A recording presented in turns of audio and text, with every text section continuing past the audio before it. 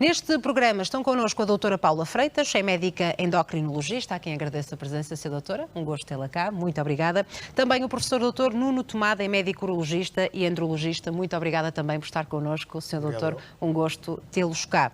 E vou começar a minha pergunta consigo, Sra. Doutora. Daqui a pouco já vamos perceber se devia ser consigo, Sr. Doutor. Portanto, qual a relação entre a diabetes e a disfunção erétil? E disse isto porque muitas vezes, primeiro, é diagnosticada a diabetes e só depois é que surge a disfunção erétil. Não tem necessariamente que ser assim?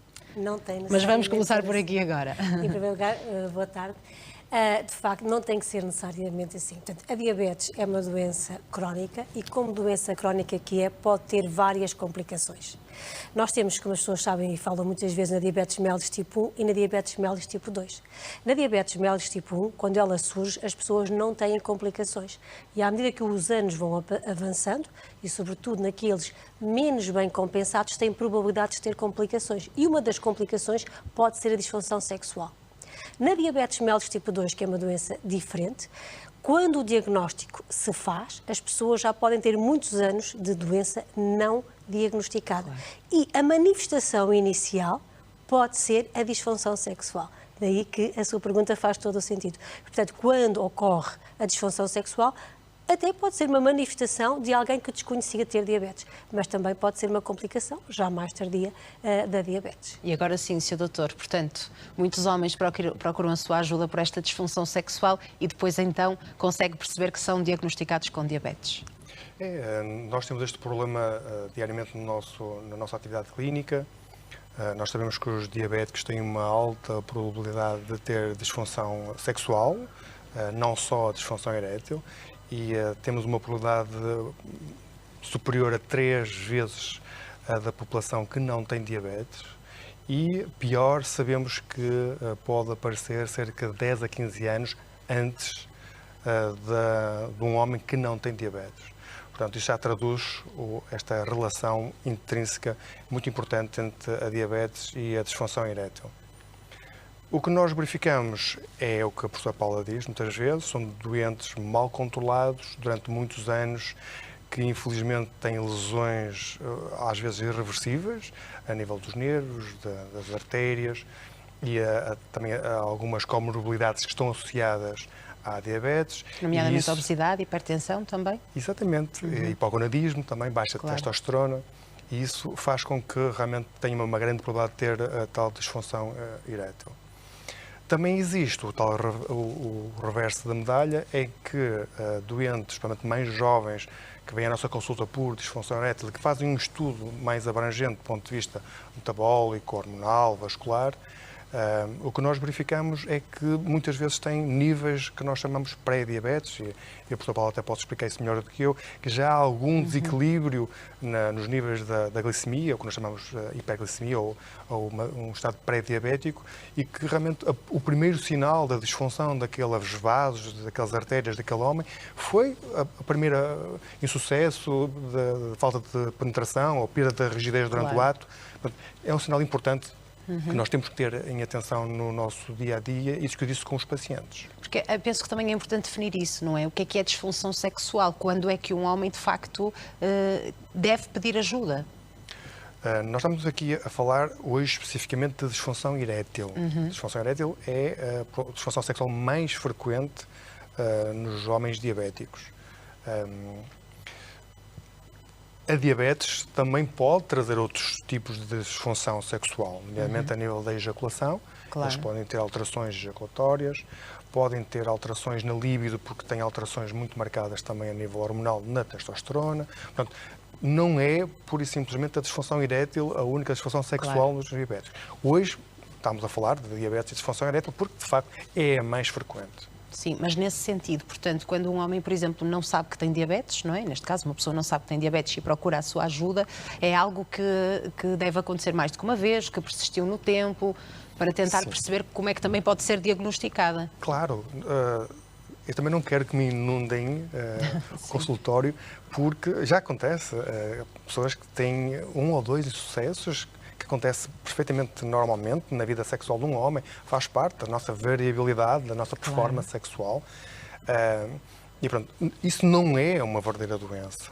O que eu estou a dizer é que se tiverem episódios de disfunção erétil, ou seja, que perdem a ereção durante a relação ou até nem conseguem obter a ereção para fazer uma penetração, uma atividade sexual satisfatória.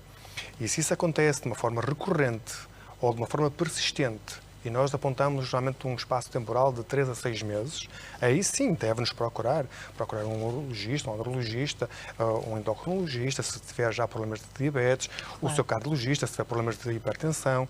Mas acho que sim, deve recorrer ao seu médico. E para ser orientado, mesmo se o próprio médico de família estão altamente diferenciados também nesta área. Nós estamos com algumas atividades de formação para colegas de medicina geral e familiar. Estão interessados, estão completamente preparados para lidar com esta situação. Portanto, se o doente tiver uma situação que se arraste durante alguns meses e que não está a ter a solução normal e que não pode ser apontada para outras causas, sei lá, cansaço, stress, claro, a pandemia. tantos outros fatores que podem influenciar. Sim, deve recorrer ao seu médico. Portanto, a ocorrência de disfunção erétil é algo que também deve ser abordado numa consulta de endocrinologia, quando estamos perante uma pessoa que é diagnosticada com diabetes. Claro. Nós tratamos a diabetes porque a diabetes tem uma série de complicações. Não é? Nós até costumamos dividir a diabetes em complicações micro e macrovasculares. O que é que nós não queremos? Nós não queremos que as pessoas tenham as complicações associadas à diabetes. As complicações microvasculares são, no fundo, são doenças dos pequenos vasos e doenças dos grandes vasos. Não é? As microvasculares, que é a retinopatia diabética, a doença do olho, é a neuropatia, e temos também a nefropatia. As dos grandes vasos são a doença cardíaca, a doença coronária, o AVC e a doença arterial periférica. A doença, a disfunção sexual, aqui, nós temos aqui também é um bocadinho complexa, como dizia o professor Nuno Tomada. Porquê? Porque ela tem os aspectos dos pequenos vasos, porque na verdade são também pequenos vasos, que são mais pequenos até que os vasos das coronárias ou até os vasos cervicais. E por isso é que, muitas vezes, quando um homem tem disfunção sexual, deve-nos fazer logo pensar em que este homem pode ser um marcador precoce de doença cardiovascular. Portanto, quem tem, no fundo, a disfunção sexual é também um marcador de doença do estado geral do indivíduo. Se o indivíduo tem esse tipo de situação, nós temos que encetar um conjunto de estratégias para tentar verificar se ele não tem outras comorbilidades, outras doenças crónicas associadas à diabetes. E como nós estivemos aqui a falar, e a maior parte dos doentes com diabetes, nós estamos a falar de diabetes tipo 2, não é? Que são 90% dos doentes. E também 90% têm obesidade. E daí que é muito importante a abordagem, que é uma abordagem multifatorial, porque os doentes têm obesidade, muitas vezes obesidade visceral, que é aquela típica dos homens, não é? Aquela grande proeminência abdominal. Este vem associado à hipertensão, que nós também já falamos, ao colesterol e, portanto, ao síndrome metabólico, que o professor Nuno também estudou, e isto tudo acarreta um aumento de risco cardiovascular e também o risco da disfunção sexual. Obviamente, numa consulta, seja ela de medicina geral e familiar, seja ela no endocrinologista, este deve ser um item a abordar, que muitas vezes o doente não o faz, mas muitas vezes quem faz é a esposa, ou a companheira, ou quem vem, ou o companheiro. Quem vem porquê, doutora? Porque ainda existe muito tabu associado a este problema, mesmo em consulta? É verdade, e muitas vezes, quando nós perguntamos ao doente se não há mais nada, ou nós perguntamos ativamente, às vezes é a parceira, a pessoa que vem a acompanhar, que aborda o assunto, porque o doente, para ele, estariam os assuntos todos encerrados e estaria tudo falado. Também mesmo consigo, Sr. Doutor, nas suas consultas, existe alguma resistência em começar a abordar o assunto? Eu tenho 2 grandes grupos de homens, daqueles que vêm especificamente à minha consulta porque têm disfunção sexual, sabem que eu sou expert nesta área, portanto, venho já para isso, não é? E depois tem aqueles doentes que vêm à minha consulta de urologia geral, que alguns até sigo há anos, e esses pode haver um bocadinho mais de resistência a contar espontaneamente. Como a professora Paulo dizia muito bem, nós, por norma, faz parte da nossa história clínica perguntar como é que está a parte sexual, se há alguma dificuldade, se está a ter alguma interferência, até efeito adverso dos medicamentos que nós damos, enfim, faz parte. E depois, quando são doentes que nós já sabemos à partida que podem ter esta complicação, mais ativamente procuramos esse sintoma e essa queixa. Mas é verdade, muitos não se queixam, muitos assumem que é um estado natural, a evolução da sua doença, da sua idade para esse status e, portanto, acham que é a vida, o que deram já não tem para dar. Portanto, é uma expressão que a gente ouve recorrentemente na consulta. Claro. E por vezes é a esposa que vem ao lado e que nós percebemos pela linguagem gestual que começa a torcer-se na cadeira, começa a fazer-nos sinais, a dizer que não é bem assim, e a gente percebe que vamos ter que insistir mais um bocadinho para tentar perceber se realmente há alguma disfunção ou não. A disfunção sexual, seja ela qual for, é uma questão de qualidade de vida. Também temos de ter a noção que se o homem não estiver disposto a alterar a sua vida por essa queixa, também não vale muito da nossa parte, como médicos, tentar impor uma estratégia de tratamento e de alterações de estilo de vida, que neste campo são fundamentais. Iremos falar certamente sobre isso. As alterações de estilo de vida são fundamentais para a disfunção sexual, tal como para a diabetes. Se ele não quiser, nós não podemos obrigá-lo. Obviamente que nesse sentido temos de ter um pouquinho de senso. O doente tem que ser interpelado, tem que ser comunicado que realmente há soluções até muitas vezes muito fáceis de fazer, e que depois, se ele estiver interessado, se ele estiver envolvido na nossa abordagem terapêutica, aí sim, aí devemos avançar, porque nós temos muitas soluções, felizmente. E sem dúvida que essa mudança para hábitos de vida saudáveis são muito importantes. Ter a diabetes controlada significa que a pessoa já não vai ter disfunção erétil? Nem sempre é assim. Reduz a probabilidade. Portanto, como de todas as complicações. Claro que nós sabemos que quanto melhor o controle da diabetes, menor a probabilidade daquele indivíduo ter complicações. Não quer dizer que nunca as terá. Pode eventualmente ter, mas podem ser muito mais atrasadas no tempo ou até não as ter. Claro. E todo o tipo de complicações, sejam elas a retinopatia, a nefropatia, a doença cardiovascular. E como o professor Nuno estava a dizer, é muito importante a parte da modificação do estilo de vida. E uma das primeiras estratégias é exatamente a perda de peso. A perda de peso é fundamental, uma dieta saudável é essencial. O tabagismo, a cessação tabágica é fundamental, até porque os vasos, o que concorre mais para a doença aterosclerótica é o tabaco. A redução do consumo de álcool é essencial. A promoção de um estilo de vida saudável com redução do sedentarismo e uma prática regular da atividade física, diria que isto são os pilares fundamentais. E depois, um bocadinho em cima disto, digamos, se fosse uma terapêutica em pirâmide, a base é a modificação do estilo de vida. Portanto, dieta, exercício, cessação tabágica, redução ou abolição, quando é excesso, do consumo alcoólico. Em cima disto, de acordo com, digamos, o patamar, a gravidade, nós temos várias soluções e aí precisamos muito também da colaboração dos nossos colegas de urologia para nos orientar nas situações cada vez mais graves, as soluções também vão sendo de acordo com a gravidade da doença. Portanto, a importância de uma equipa multidisciplinar, não é? De ver aquela pessoa como um todo e não só tratar a doença, porque a diabetes de facto pode estar controlada, mas a disfunção erétil persistir. E o que é que se pode fazer nesse sentido? Falamos na alterações de estilo de vida, começa sempre por aí, não é? Sempre. Um homem que não esteja disposto a alterar a sua vida, não vale muito o nosso esforço também como médicos, como clínicos, para tentar levar um pouco mais essa cascata terapêutica.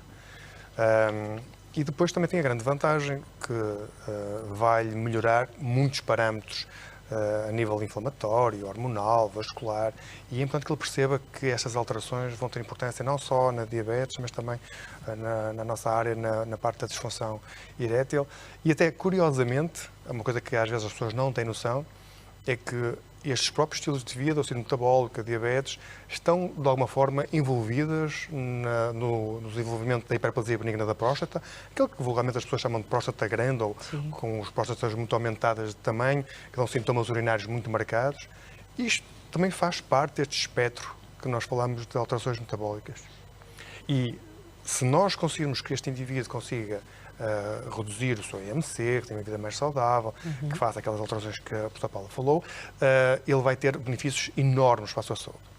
Depois tem pequenas alterações que nós vamos fazer em conjunto com a endocrinologia, que é, pontualmente, existem fármacos que nós usamos para a diabetes, que podem ter mais ou menos influência positiva ou negativa na função erétil. Mas é uma coisa engraçada que eu até gostaria de falar com a professora Paula, porque nós próprios urologistas temos alguma dificuldade em perceber quais são os fármacos que poderão ser benéficos neste sentido, uma vez que temos fármacos novos para o tratamento da diabetes. Nós, infelizmente, apanhamos alguns dos efeitos adversos desses novos fármacos, nomeadamente infecções urinárias de repetição, balanopostites, que é uma inflamação da pele do pênis, do prepúcio, mas curiosamente podem estar associados a uma melhoria da função erétil. E, portanto, haver aqui esta nossa ligação com o urologista e com a endocrinologia, que possamos fazer estas pequenos ajustes da terapêutica, ajuda muito a controlar tanto a diabetes como a função erétil.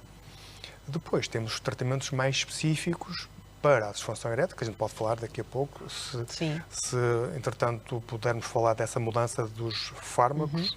Seria uma coisa mais interessante. Questionar. Neste caso, o apoio psicológico também pode ser essencial. Também é essencial. Também. Sim, mas também há algumas características da disfunção que nos aponta quando há um componente psicológico ou não. Porque há situações que são psicológicas, as situações psicológicas no tempo são on-off, existem e não existem. E uma coisa que é uma doença orgânica é uma coisa que persiste e que se mantém e que perdura no tempo.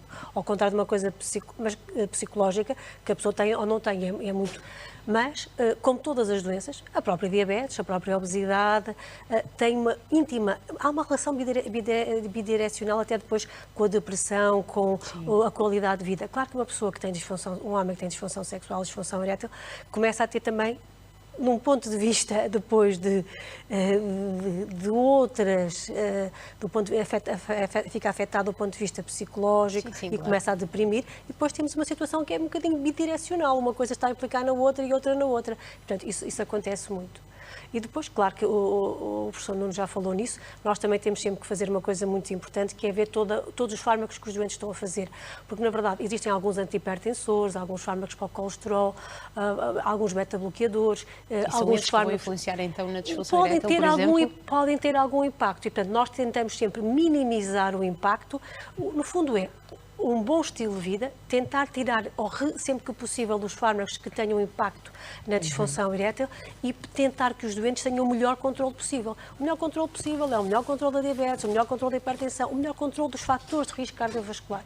Portanto, isto tem que ser sempre, isto é, digamos, é o primeiro passo. Sr. Doutor, mas há casos em que tem que prescrever essa medicação, mesmo sabendo desses efeitos secundários, felizmente, nós também temos hoje cada vez mais opções terapêuticas. Claro. E mesmo em relação aos novos fármacos para a diabetes, outros novos fármacos para a diabetes, como é que eu vou dizer isto? Hoje, nós temos fármacos para a diabetes que não só tratam a diabetes, mas têm uma série de melhorias. Ou seja, hoje, num fármaco para a diabetes, eu quero não só controlar a hemoglobina A1C, a glicose do indivíduo, mas eu consigo ter melhoria, por exemplo, do ponto de vista renal, reduzir a doença renal ou até prevenir a sua progressão. Eu posso prevenir a sua doença cardiovascular e há uma íntima relação entre a doença cardiovascular e a disfunção erétil. Eu posso reduzir, por exemplo, a doença hepática não alcoólica, ou seja, hoje os até há muitos estudos em relação ao processo demencial e à cognição com os novos fármacos para a diabetes. Portanto, porquê? Porque são fármacos que atuam também nos pequenos vasos, são fármacos, e aqui na disfunção sexual ou disfunção erétil é muito importante o endotélio. Portanto, aqui, no fundo, a primeira lesão que existe é a disfunção endotelial. E se eu tiver fármacos que melhoram a diabetes e melhoram a disfunção endotelial, o que acontece com os novos fármacos? Eu posso reduzir a probabilidade de eu ter estes eventos. Portanto, da sua parte, o ideal era que todos tomassem estes fármacos que não têm esta influência, não é? Mas quando não é assim, o que é que se pode fazer?